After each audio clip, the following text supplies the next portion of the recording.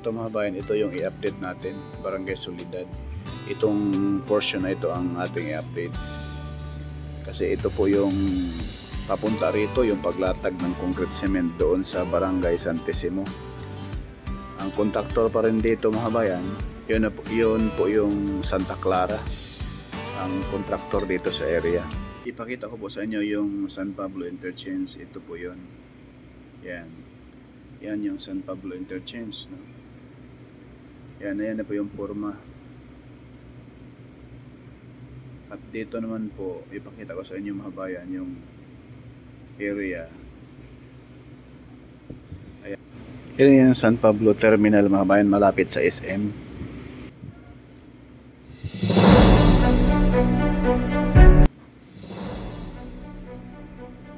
Ito na yung Soledad mga bayan, Barangay Soledad.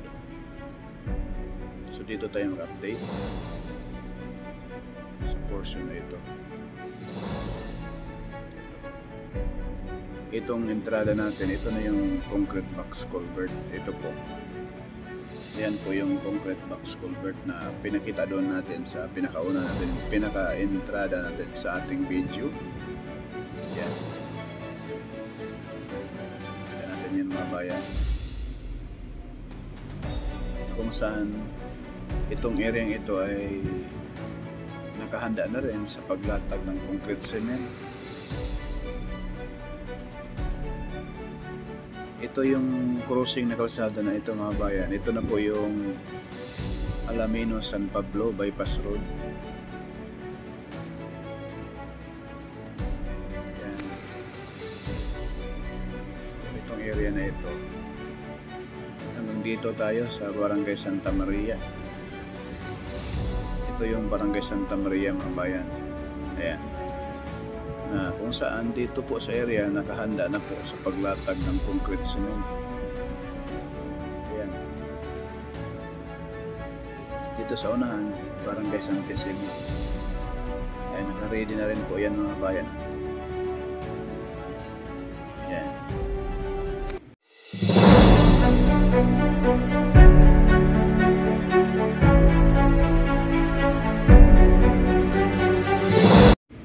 Itong SLEX TR4 mga bayan, nagsisimula po ito sa barangay sa MSIM, Calambas City, Laguna.